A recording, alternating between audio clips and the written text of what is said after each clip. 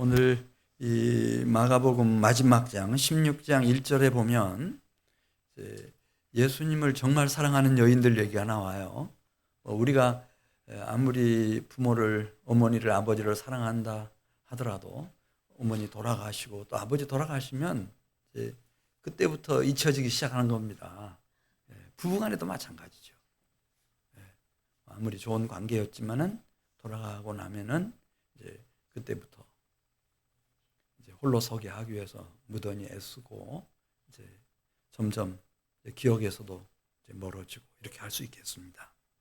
그런데 오늘 1절에 있는 말씀을 보면 예수님이 돌아가셨어요. 그럼에도 불구하고 그 여성 제자들 중에 7 귀신 들렸다가 귀신들을 쫓아주셔서 새 생명 얻게 해주신 막달라 마리아, 그리고 작은 야고보의 어머니 마리아, 같은 마리아지만은 동명이인입니다. 그리고 야고보와 요한의 어머니 살로메, 이 세 여인이 돌아가신 예수님을 여전히 사랑하고 어떻게 예수님을 더 존귀하게 해드릴까. 그래서 이제 안식일이 끝나고 주일이 시작되는 토요일 저녁에 이들이 향품을 구입합니다. 향품. 이 향품이 뭐냐? 성서학자들은 2가지 얘기해요. 하나는 이제 이 시신에 발라두면은 이 부패를 이렇게 지연시킬 수 있는 미라처럼 말이죠.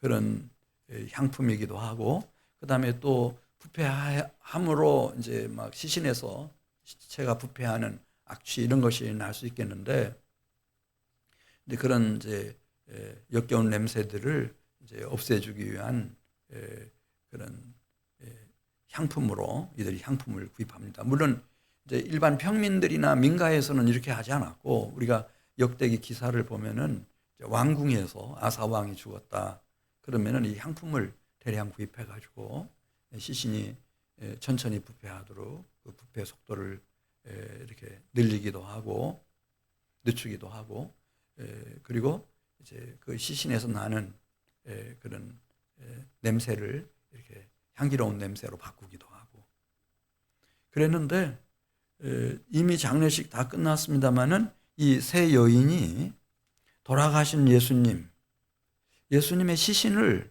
사랑하는 겁니다. 어떻게 이 부패 속도를 늦출 수 있을까? 그리고 예수님의 부패하는 그곳 현장에서 이렇게 향기로운 냄새가 나도록 해드릴까? 향품을 이제 구입을 해서 2절에 있는 말씀 보면 안식일 후 첫날이니까 주일날이 시작되는 이른 아침입니다. 일찍이 해도 들 때에 무덤으로 찾아가는 겁니다. 예수님께 발라드리기 위해서. 근데 오직 돌아가신 예수님의 시신을 존귀하게 해드려야 된다. 그런 사랑하는 마음 때문에 지금 이제 그 예수님의 무덤이 어떻게 되어 있는지에 대해서는 아마 장례식 끝나고 난 일이기도 하지만은 잘 몰랐던 것 같습니다. 빌라도가 지시를 내려가지고 제사장과 바리새인들이 이 공회 경비원들을 총동원해서 뭐 마지막 그 무덤을 큰 돌로 막았을 뿐만 아니라 거기 인봉을 하고 이렇게 무덤을 지키고 있는 중이었습니다. 이들이 이제 무덤에 가까워 오면서 이제 걱정이 생기는 거예요. 그 무덤을 막고 있는 그 큰 돌을 어떻게 옮길 수 있을까? 그런데 16장 4절 보면은 하나님은 벌써 이 돌아가신 예수님을 사랑하는 이 세 여인을 위해서 큰 권능으로 지진을 일어나게 하셨고, 그 다음에 천사를 보내서 그 무덤 문을 막고 있는 돌을 굴려가지고 맞은편에 옮겨 놓았고, 그래서 4절 말씀 보겠습니다. 16장 4절. 눈을 들어본 즉, 도착해서 눈을 들어본 즉 벌써 돌이 굴려져 있는데 그 돌이 심히 크더라.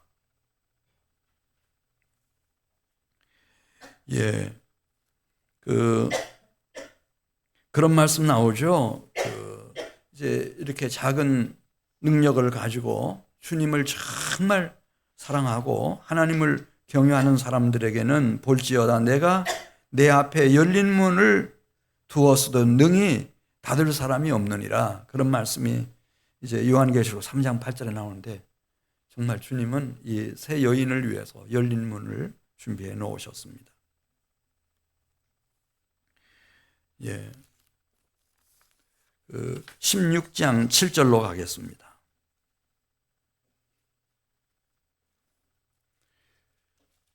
이제 무덤에 도착해 가지고 무덤 안쪽을 들여다보고 있다가 그 무덤 안에서 젊은 청년 하나를 발견하게 돼요. 이 새 여인이 천사였어요. 천사. 하나님이 이미 보내놓으셨어요. 새 여인을 보자마자 그대들이 십자가에 못 박힌 나사렛 예수를 찾는군요. 이렇게 말을 해요. 그러니까 천사니까 뭐 설명할 필요가 없어요. 이 여인들이 어디서부터 왔는지 왜 왔는지 다 알고 있어요. 천사니까. 그러면서 놀라운 소식을 전해주죠. 여기에 누워 계시던 예수님, 이분은 죽은 자 가운데서 다시 살아나셨다는 거예요. 그래서 이 무덤 안에 이분이 계시지 않는다는 거죠. 죽은 자 가운데서 살아나셨고 이 무덤 안에 계시지 않는다. 그러면 더욱 놀라운 얘기, 정말 소망의 메시지예요. 그러면은 뭐 이분이 살아났다고는 하는데 진짜 죽은 자 가운데서 살아나셨는지 살아나지 못했는지 이건 확인할 길이 없구나, 그런 것이 아니고 그분이 살아계실 때 돌아가시기 전에 누차 말씀하신 것처럼 갈릴리로 가라고 그렇게 제자들한테 전해달라고. 그 갈릴리에서 부활하신 주님을 만날 것이라고. 이거 굉장한 거잖아요. 예수님이 죽은 자 가운데서 살아나셨는데 그 부활하신 부활의 주님을 다시 만날 수 있다고 하는 거. 굉장한 소망의 메시지입니다.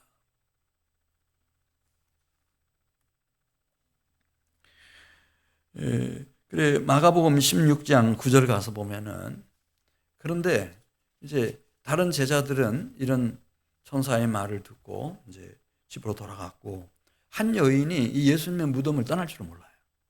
이 여인은 이 세 여인 중에서도 정말 예수님을 사랑하는 7 귀신 들렸던 막달라 마리아.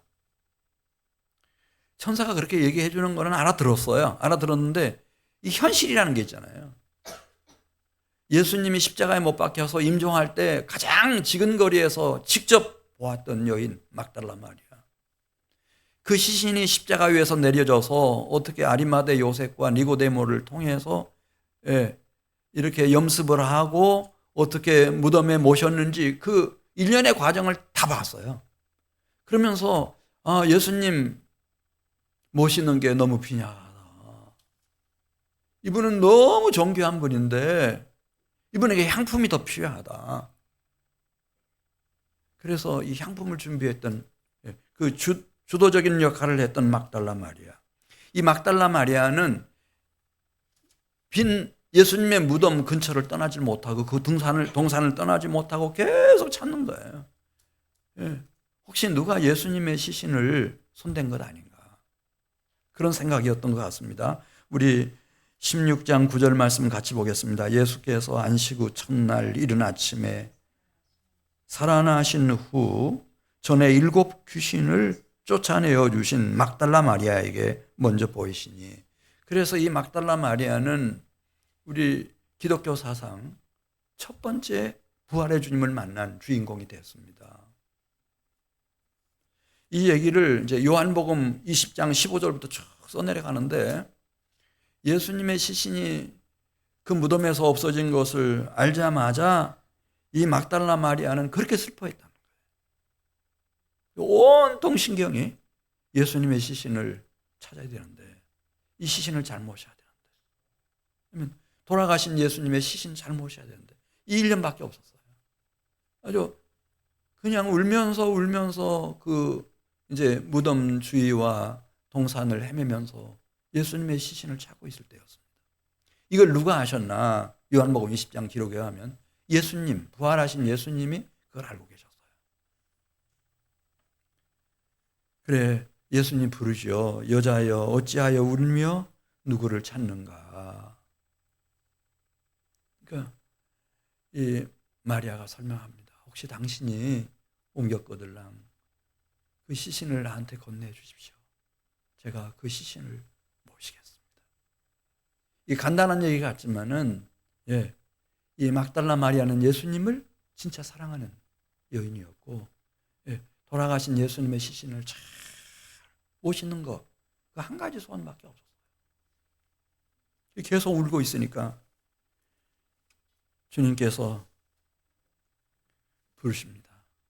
마리아야.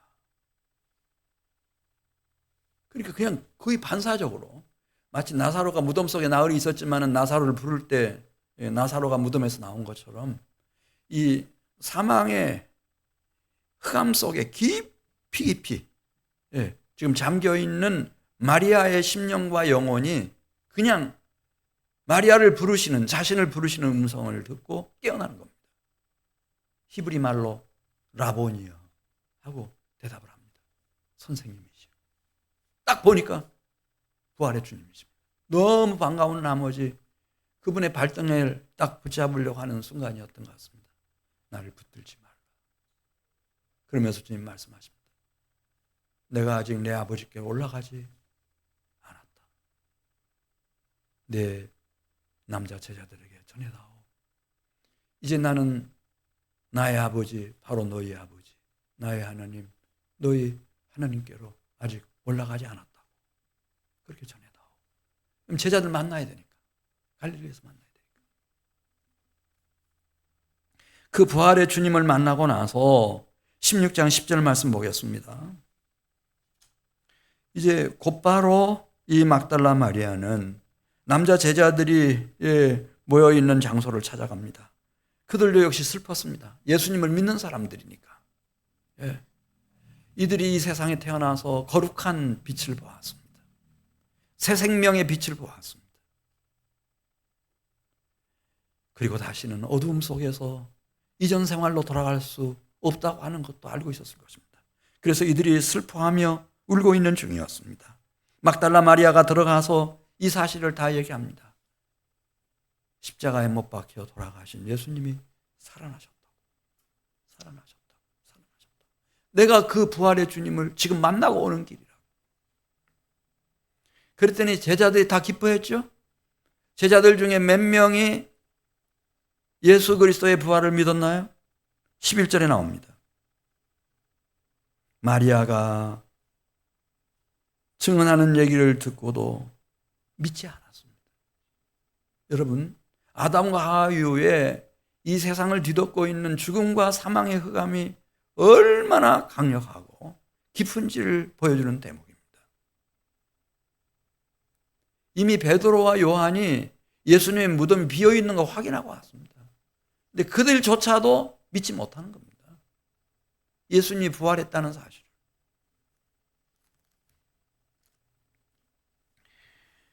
마가복음 16장 12절 말씀 보겠습니다. 그뿐 아니라 예수님의 제자 중에 남자 두 제자가 있었는데 이들은 이제 이 여인들이 전해준 얘기며 또 베드로와 요한이 현장을 답사하고 와서 들려준 얘기며 그런 것 때문에 막 마음이 이제 막 갈리기 시작했습니다. 예수님이 살아났다고? 혼란 속에 빠졌습니다. 그래서 그냥 예루살렘 한 다락방에 그냥 있을 수가 없는 거예요. 너무너무 혼란스러워. 그럴 때 사람들이 이제 주로 어디를 찾아가는가 하면 시골을 찾아갑니다. 예루살렘에서 한 25리 떨어진 엠마오 시골로 갑니다. 그런데 그들의 마음과 생각과 정신은 온통 나사렛 예수에게 꽁꽁 묶여져 있었습니다. 두 사람이 예루살렘 출발해서 엠마오로 내려가는 길이에요. 그 두 사람 사이에 한 분이 어느 순간부터 동행하고 계세요. 근데 그 누구도 이분이 부활의 주님이라고 하는 걸 전혀 몰랐다는 거예요. 전혀 몰랐어요. 너무 이들이 슬퍼하고 막 혼란 속에서 힘들어하니까 무엇 때문에 그렇게 힘들어하는지를 그분이 물으세요. 무슨 일이냐고. 그러니까 나사렛 예수의 대한 일이다. 그러면서 일련의 예수님에게 있었던 그 여러 가지 일들을 쭉 설명하고, 여인들이 무덤 찾아갔다가 빈 무덤 보고 천사들이 들려준 얘기, 또 이 사람들은 전해 들었고, 그리고 그걸 확인하기 위해서 이제 요한과 베드로가 직접 그 무덤을 찾아갔던 얘기, 그런 얘기를 하면서 너무너무 혼란스럽고 너무 힘들다고.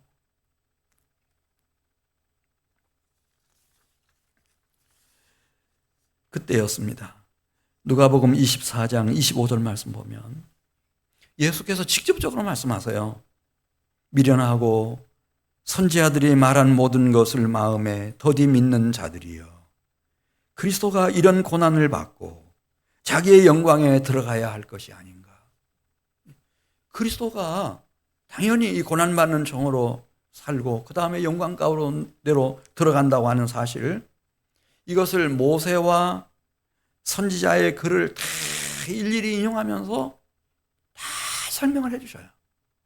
왜 공허하고 혼돈하며 흑암이 깊음 위에 있었을 때 하나님이 말씀으로 이 우주 세계를 창조하셨는지, 그것도 생명을 창조하셨는지, 생명 중에서도 하나님의 형상대로 지음받은 사람을 만드실 때 진흙으로 만드시고 생기를 불어넣으셔서 생명으로 일으키셨는지, 이게 다 예표라는 거예요. 부활을 위한 예표라는 거예요. 에녹을 왜 주님께서 365세에 죽음을 당하지 않게 하시고 그를 그냥 데려가심으로 이 세상에 남아있지 않게 하셨는지, 홍수 심판으로 이 세상을 진멸하실 때 모든 호흡 있는 생명체가 다 죽을 때 왜 노아와 그 가족들이 구원받을 수 있었는지, 애굽에 종살이하던 히브리 노예들이 모세를 통하여 여호수아를 통하여 그리고 선지자 사무엘을 통하여 모세를 통하여 하나님의 백성 이스라엘로 기적처럼 출현하게 됐는지, 이들이 하나님 떠나 10지파가 다 진멸되고 없어졌을 때, 남유다마저 다 멸망받았을 때 다 이제 나라는 사라졌다고 생각했는데 어떻게 70년 만에 그 바벨론에 있는 남은 자들이 다시 돌아와서 성전을 재건하고 예루살렘을 일으키고 유다 나라를 어떻게 세웠는지, 그리고 다윗의 자손 중에 하나님을 진실로 경외하는 요셉과 마리아를 통해서 오직 성령으로 어떻게 잉태되셔서 그리스도이신 예수님이 오셨는지, 이 성경 전체가, 우리는 죽음, 사망이 끝이라고 생각하지만은 그러나 그것을 이기는 부활 생명에 대한 얘기라는 거예요. 그걸 다 풀어서 엠마오까지 25리를 같이 걸어가면서 다 말씀해 주셨어요. 그런데 몰라요, 이 제자들이. 이분이 누군지를 몰라요. 근데 어떻게 알게 되죠? 숙소에 들어가가지고 저녁 식사할 때가 됐는데 예수님이 떡을 가지고 축사를 하셔요. 어디에서 많이 보던 모습이죠. 잔을 가지고 또 축사하세요. 그 떡을 떼어주시고 주님이 주시는 잔을 마시는 순간 이들의 눈이 밝아졌다. 이분이 누구신가? 부활의 주님이시구나. 할렐루야. 자리를 박차고 일어나서 이들이 예루살렘으로 올라갔어요. 제자들을 만나가지고 이 얘기를 다 했어요. 그랬더니 어떻게 됐죠? 다 믿었죠? 이들은 여성이 아니고, 감수성 예민한 여성이 아니고 남성들이니까. 마가복음 16장 13절 말씀 보겠습니다. 두 사람이 가서 남은 제자들에게 알리었으되, 그들이 믿었어요, 믿지 않았어요? 역시 믿지 아니하니라. 믿지 않았어요. 그래 14절 말씀을 보면은 예수님께서 제자들을 만나셨을 때 그들의 믿음 없는 것과 마음이 완악한 것을 꾸짖으셔요. 주님이 원하시는 믿음이 무슨 믿음인지를 우리는 좀 진지하게 생각해 봐야 돼요. 이 부활의 복음을 믿는 거거든요. 근데 안 믿어요. 안 믿어. 그 요한복음 20장 24절 이하에 보면 도마 얘기를 쓰고 있어요. 도마는 어디 갔다 왔는데 10명 제자들이 다시 사신 예수님이 오셨다는 거예요. 자기들이 다 만났다는 거예요. 그러니까 이 도마가 그 다른 제자들을 다 정신병자 취급하죠. 왜 그런 이상한 소리를 하냐. 나는 내 두 눈으로 십자가에 못 박혔던 그분의 못 박힌 손바닥, 그분이 창에 맞으셨던 창 맞은 옆구리 두 눈으로 확인하고 내 손가락 넣어서 확인해 보기 전에는 난 못 믿는다. 얼마나 이성적이고 얼마나 똑똑해요. 이 세상은 이런 사람들이 막 득세하는 세상이에요. 8일째 되는 날이었어요. 그때는 11명 제자가 다 같이 모여있는 때였는데 주님이 그 가운데 호련히 나타나셨어요. 도마를 향해서 말씀하세요. 도마야, 네 손을 가지고 내 손바닥 만져봐라. 보여주시고 옆구리 보여주시면서 여기에 내 손을 넣어봐라. 그리고 주님 말씀하세요. 도마 예수 믿어요, 안 믿어요? 도마 예수 믿는 사람이에요, 안 믿는 사람이에요? 사도 중에 한 사람이에요. 그런데 믿음 없는 자가 되지 말고 주님 뭐라고 말씀하세요? 믿는 자가 되라. 믿는 자가 되라. 우리가요, 이 믿음을 너무 약화시켰어요. 원래 믿음은 신약 성경에서는 그래요. 부활의 복음을 믿는 거예요. 부활의 복음을 믿는 거라고요. 그때 도마가 고백을 해요. 나의 주시며 나의 하나님이십니다. 이제 우리가 2025년 한 해를 보내고 2026년을 맞으면서는 좀 우리의 신앙이 좀 성장했으면 좋겠어요. 침례받는 것이 예수 믿는 거예요. 목사 되는 것이 예수 믿는 거예요. 그런 거 아니에요. 부활의 복음을 믿는 거예요. 이게 예수 믿는 거예요. 마가복음 16장 15절 말씀 보겠습니다. 이 부활의 복음을 믿는 사람은 반드시 영적 원리예요. 이 부활의 복음을 전하게 돼 있어요. 그것도 제일 사랑하는 사람에게, 내 어머니에게, 아버지에게, 내 아들과 딸들에게, 손자 손녀들에게, 부모 형제들에게, 하나님이 나에게 맡겨주신 친구들의 생명, 영혼을 위해서, 내가 아끼는 이들을 위해서 절대 이걸 숨길 수가 없는 거예요. 이거는 새 생명, 부활 생명, 영원한 생명이 걸린 문제이기 때문에 이걸 숨길 수가 없죠. 그래서 15절 같이 읽습니다. 또 이르시되 너희는 온 천하에 다니며 만민에게 복음을 전파하라 했는데 이 복음이 무슨 복음인가? 지금 맥락을 볼 때 부활의 복음입니다. 부활의 복음을 전하라는 거예요. 그럼 두 가지 결과물이 이제 생겨나겠는데 16절 가서 보면 그 부활의 복음을 믿고 침례를 받는 사람은 구원을 얻게 될 것이고 믿지 않는 사람은 정죄를 받게 될 것입니다. 그리고 이 부활의 복음을 진실로 믿는 사람들은 17절 말씀 보겠습니다. 무엇이 따른다고 그랬어요?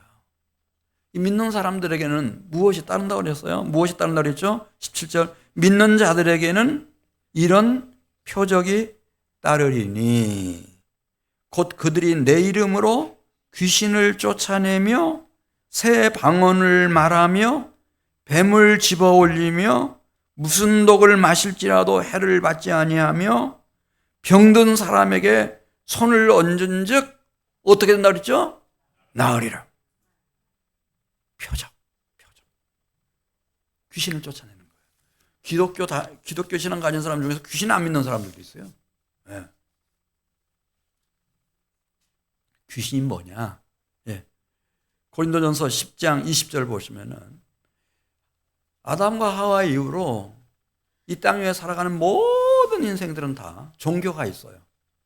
그 종교는 신을 섬겨요. 하나님 이외에 그 모든 종교와 신들이 귀신을 섬기는 것이라고 그렇게 고린도전서 10장 20절 설명했어요. 지금 신약 성경에서 귀신이 뭔지를 조금 정리하고 하겠어요. 고린도전서 10장 20절 같이 읽습니다. 무릇 이방인이 제사하는 것은 누구에게 하는 것이라고요? 귀신에게 하는 것이요 하나님께 제사하는 것이 아니니 나는 너희가 귀신과 교제하는 자가 되기를 원하지 아니하노라. 이 귀신들이요, 예, 이게 미혹의 영이에요. 이 음란한 영이에요. 탐욕의 영이에요. 악한 영이에요. 그래서 막 이게 심해지면 막 신경증이나 편집증 같은 거, 망상장애, 망상형, 조현병 막 이렇게 이런 거 가지고요. 막 그 생애 자체를 망쳐놔버려요. 지금 자살률이 얼마나 높아요. 젊은이들은 젊은이들이라서 자살률이 그렇게 높고, 노인들은 노인들이라서 자살률이 그렇게 높아요. 공부를 못해서 그렇죠. 우리가 학교를 안 다녀서. 아니에요. 다 요즘 젊은이들 배울 만큼 다 배웠어요. 누가복음 11장 26절 보겠어요. 누가복음 11장 26절. 이에 가서 저보다 더 악한 귀신 7을 데리고 들어가서 거하니 그 사람의 나중 형편이 전보다 더 심하게 되느니라.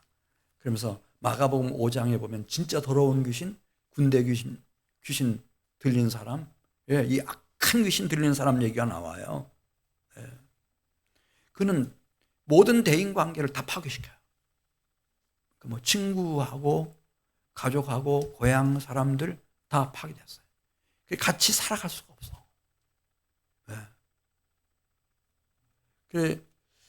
그래도 밥은 먹여야 되니까, 예, 그냥 가족들 중에 또 참 안타깝게 생각하는 사람들이 그에게 쇠고랑을 채우고 쇠사슬로 묶어놓고, 그러면 그냥 귀신의 힘이 얼마나 센지 쇠고랑을 깨뜨려 버린다는 거예요. 쇠사슬을 잘라버려. 그리고 막 몰고 다니는데 막 온 들로 산으로 막 몰고 다니면서, 예, 얼마나 흉포한지. 예리하고 날카로운 돌멩이 보면 그거 가지고 막 자기 손을 찢고 자기 발을 찢고 그래서 피를 쏟고 그래서 죽어가게 만드는 거예요. 미혹이요, 이게 장난 아니에요, 여러분. 이 사상을 떠나는 날까지 그래요. 예수님이 이렇게 말씀하신 일이 있어요. 마태복음 12장 28절 보면, 그러나 내가 하나님의 성령을 힘입어 귀신을 쫓아내는 것이면 하나님의 나라가 이미 너희에게 임하였느니라. 할렐루야. 정말 이런 미혹의 영이, 음란한 영이, 탐욕의 영이, 거짓의 영이, 악한 영이, 귀신들이 다 떠나고 나면 그런 평온함, 여러분들 다 이제 새해에는 느껴보시기를 바라요. 네. 이 하나님 나라가 권능으로 임하는 거구나, 이렇게 느끼실 거예요. 이 세상이 줄 수 없는 평화, 인생의 진정한 기쁨, 희락, 이게 행복이구나. 네.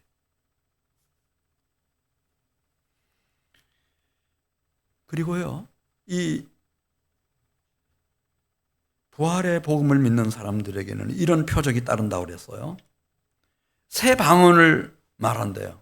제가 아는 어떤 분이 계시는데 경기고등학교 졸업하고 서울대 사학과 졸업하고 미국에서 공부도 오래 하고 뭐 그 분야에 우리 교단에서 가장 권위 있는 분이신데, 이분이 평생을 그렇게 막 신앙 연구하고 가르치고 이렇게 살았는데도 그분이 써놓은 글 보니까 방언을 모르더라고요. 근데 그러면 안 돼요. 그냥 성경에, 예, 이 방언이 있다 그렇게 말하면은 새 방언이 있는 거 그냥 믿으세요. 믿으세요. 예. 그래서 기도할 때도요, 예수님의 이름으로 하나님 아버지께 기도할 때도 그냥 내가 가진 한국말로 혹은 뭐 영어로 이렇게 기도하는 게 아니라, 예, 내 속에 있는 모든 것을 그냥 100% 표현해낼 수 있는, 그건 뭐 배운 것도 아니고 내가 연구한 것도 아닌데 그냥 선물로 주어지는 방언이 있어요. 이 방언으로, 새 방언으로 기도해요. 새 방언으로 기도해요. 하나님하고 깊이 소통하죠. 그리고 지체들과 가족들과 이웃들과 친구들과 모든 대인관계 속에서 대화할 때도요, 언어가 바뀌어버려요. 이전에 그 독살 맞은 언어가 아니에요. 그건 흔적도 없어요. 다 선한 언어. 아까 우리 기도해 주시면서 선한 영향력을 그냥 흘려보낼 수 있는 선한 언어. 언어가 바뀌어버려요. 그리고 내 마음과 심령 속에서 의식과 무의식 세계 속에서 밤낮 주야로요. 하루 24시간이면은 오늘 2025년 12월 14일 나를 향하신, 지금 여기서 나를 향하신 하나님의 선하시고 기뻐하시고 온전하신 뜻이 뭘까? 그걸 막 찾아가는 거예요. 스스로 찾아가요. 할렐루야. 놀랍죠. 이 표적이 일어나요. 예수 믿는 게 무슨 뭐 단순한, 물론 교리가 중요해요. 그러나 그 이상이에요. 새 방언을 말하며, 그 다음에 말씀했어요. 뱀을 집어 올리며 무슨 독을 마실지라도 해를 받지 않는 표적이 따른다는 거예요. 뱀을 집어 올려요. 뱀이 있어요. 이 뱀이 요한계시록 12장 9절 보면 이것을 큰 뱀이라고도 하고 옛뱀이라고도 하고 마귀라고도 하고 사탄이라고 하는데, 하늘로부터 하나님을 반역하다가 쫓겨난 사탄 마귀예요.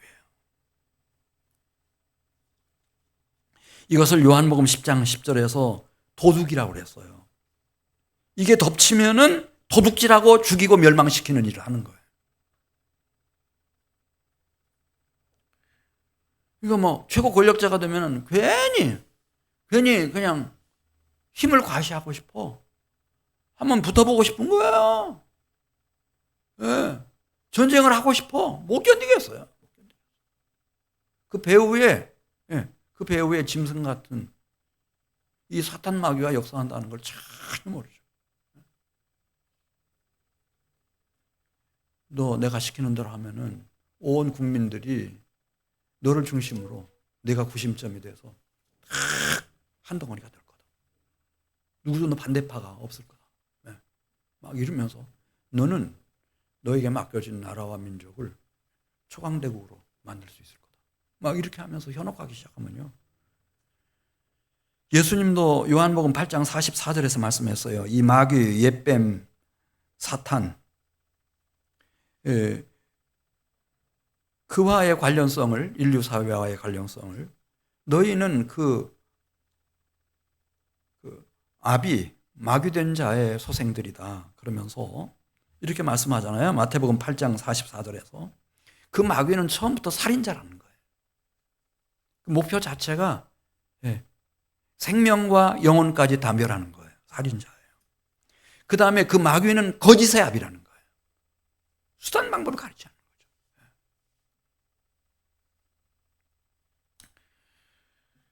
거죠. 이 뱀에 대한 얘기가 나오지 않습니까? 민수기에. 그 백성들이 하나님 원망하고 불평하고 막 모세 막 대적하고 막 이러니까 불뱀이 나와가지고 막 다 물어제끼기 시작하는데 물리면 다 죽는 거예요. 너무 많이 죽었어요. 그러니까 모세가 막 기도하잖아요. 그랬더니 그 뱀을 놋으로 뱀 형상을 만들어가지고 장대 위 높이 달라는 거예요.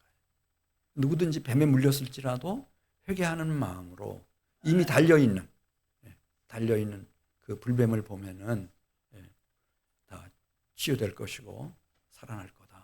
근데 그대로 이 광야에서 사막에서 그런 일이 일어났던 게 있어요. 또 멜리데 섬에서도 여러분 그 일을 아시잖아요. 멜리데 섬에서 이제 막 이런 때나 됐는지 이제 배가 파손해가지고 배 안에 있던 뭐 270 몇 명 되는 사람들이 헤엄쳐가지고 멜리데 섬에 올라왔는데 너무 추운 거예요. 얼어 죽을 것 같은 느낌에. 그러니까 이제 모닥불을 피우고 이제 그렇게 부지런한 바울이 나무를 이렇게 딱 하나를 안고 딱 일어나는 순간이었어요. 그 나무 밑에서 월동하기 위해서 준비하고 있던 독사가 팍 물어버렸어요. 얼마나 세게 물었는지 떨어져 나가지 않아요. 그대로 가지고 모닥불이 타고 있는 데까지 왔잖아요. 그러니까 그 원주민들이 다 얘기해요. 저 사람 살인자다. 큰 죄인 살인자다. 그래서 저렇게 죽는구나. 흔들어서 겨우 이제 모닥불에다가 떨어뜨렸고 모닥불이 살라졌어요. 그런데 사람들이 보는 앞에서 무슨 독을 마실지라도 해를 받지 않는다고 하는 말씀처럼 비틀대지도 않아. 멀쩡한 거예요, 멀쩡해. 그래서 멜리데 섬에서 이 바울이 심령의 대부흥운동을 일으키잖아요. 할렐루야. 부활의 복음을 가진 사람들은 표적이 따른다고요. 뱀을 집어 올린다는 거예요. 뱀을 집어 올려. 그리고 무슨 독을 마실지라도 해를 받지 않아요. 7번 넘어지면 다시 일어난다는 거지. 부활의 복음을 딱 소유한 사람들은 모든 것이 합력해서 선을 이루어간다는 거예요.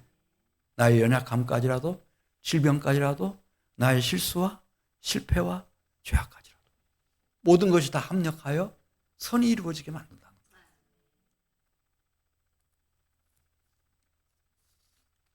거예요. 자, 그리고 무슨 표적이 따른다고 그랬어요? 마지막으로? 자, 우리 18절 말씀. 병든 사람에게 손을 얹으면 어떻게 된다 그랬어요? 나으리라. 그렇게 말씀했어요. 여호와 하나님은 원래 당신의 형상대로 지음받은 우리 모든 인생들이 그렇게 연약한 모습으로 쓰러지기를 원치 않았어요.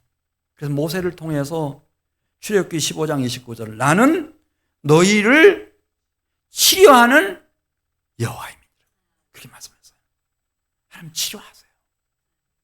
물론 그래서 뭐 의학도 의학도 다 이렇게 발전시켰지만은 직접 치료하실 때도 참 많아요. 저는 저희 아내 쓰러졌을 때 정말 그걸 원했어요.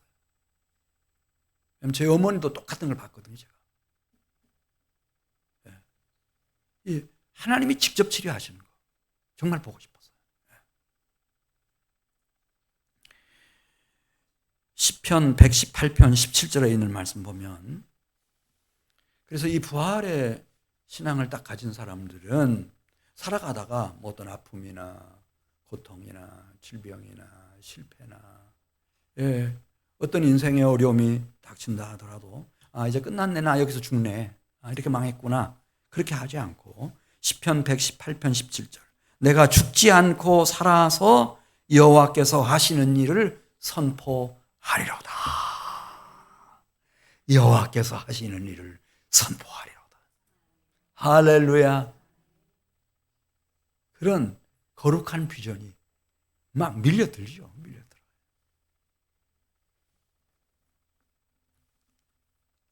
예수님이 살아계실 때도 그분이 하신 사역 중에 가장 핵심 사역이 뭔지 아세요? 물론 천국 복음을 전하시고 성경 말씀을 가르치시고 엠마오로 가는 두 제자에게 가르치신 것처럼 그 일들을 열심히 하셨지만 우리가 사복음서를 천천히 잘 읽어 내려가 보면은 마태복음 4장 23절 보겠어요.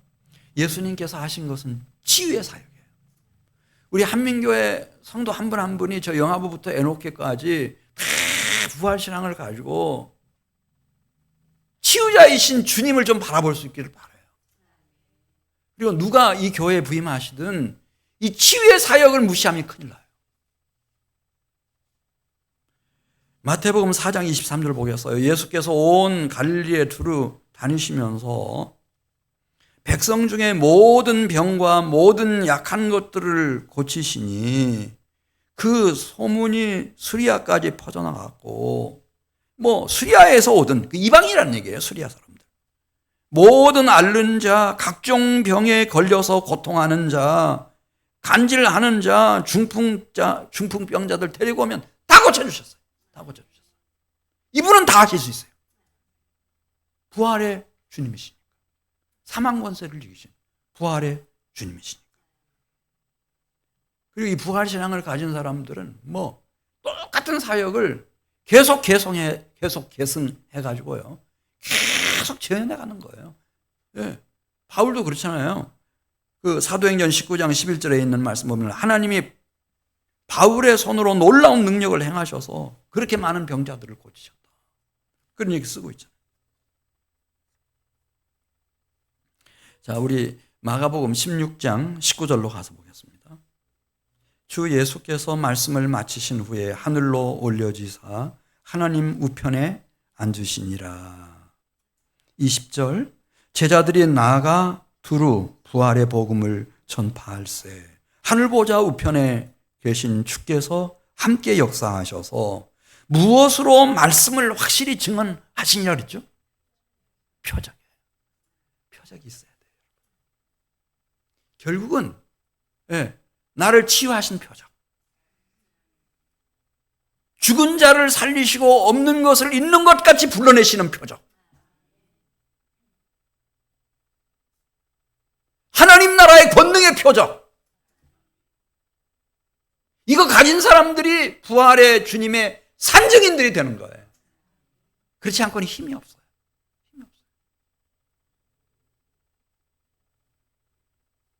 그래서 저는 저희 교회가 주변에다 그렇게 써놨잖아요. 막 성경 공부로 갈 수도 있어요, 우리 교회가. 근데 그렇게 써놨잖아요. 전도하고 성장시키는 간단한 절차를 훈련받고 전하는 제자들. 이 부활의 증인들. 저는 그 증인들이 일어나기를 바라는 거예요. 그래서 주님의 나를 왜 이렇게 만드셨나? 더 헌칠하게, 더 예쁘게, 더 총명하게, 더 잘 만드시지. 왜 이렇게 만드셨나?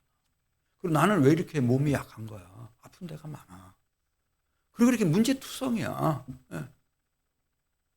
거기서만 우리 부활의 주님이 해내실 수 있는 그 놀라운 역사들, 그 표적들.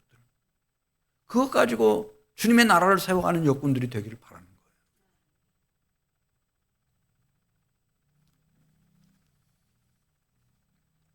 하나 말씀드리고 마치겠어요.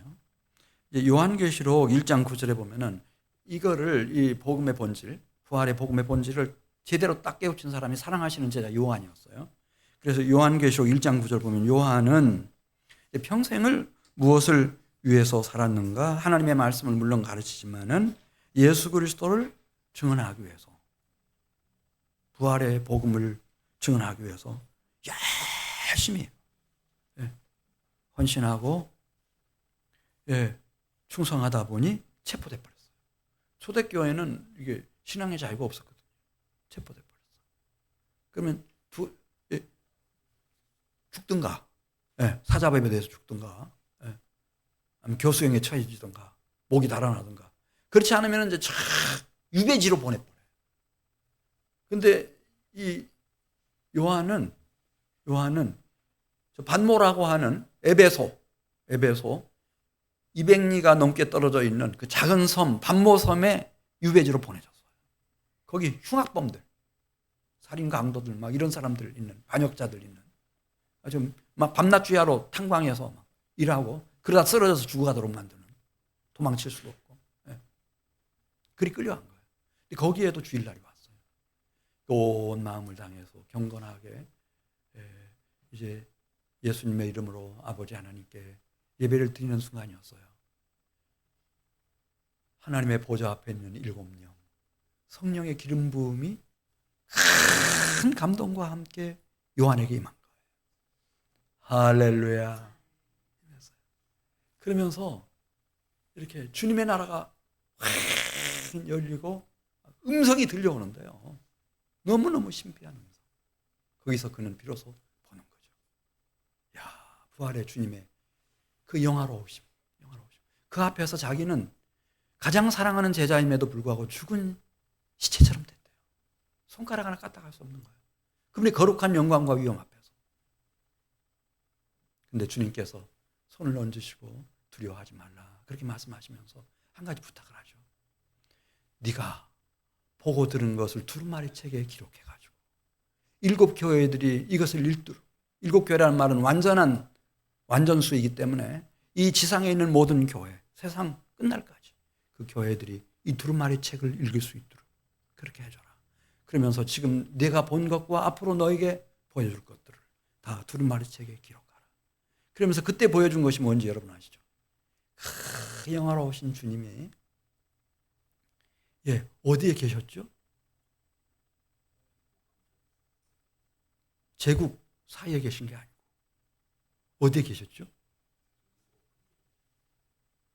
7 금초대 사이에 계셨어요. 그러면서 알려주시는 거예요. 이 금초대가 뭐라고 알려주시죠? 교회다. 이 깨우침. 그럼 교회를 함부로 할 수가 없죠. 모든 신경이 여기 다 있으니까. 이 교회만이 이 혼란스럽고 어두운 세상을 비치는 유일한 빛이 될 수가 있으니까. 진리의 빛, 거룩한 빛, 하나님 나라의 빛이 될 수 있으니까. 너 그거 기록해라.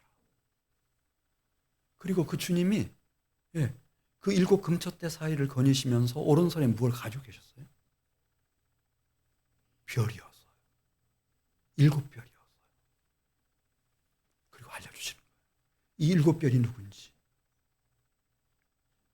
앙겔로스. 하나님이 각 교회를 위해서 뽑아서 보내놓으신 천사 앙겔로스. 동시에 주님의 특별한 부르심을 베드로처럼 받아가지고 그 영의 세미한 음성을 듣는 일에다가 하루 24시간 1년 365일 전 세계를 쏟아부어서 메신저라는 뜻이에요.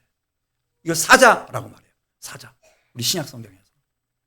그분들을 하나님이 교회마다 다 주세요. 그분들이 있어요. 그러니까 이분들은 그냥 뚜렷해요. 1번. 프라이어리티 1번. 이거는 영의 세미한 음성을 듣는 거예요. 여기다 목숨 거는 사람들이 있어요. 이게 주님의 오른손에 들려진 7 별이에요. 그건 손대면 안 돼요.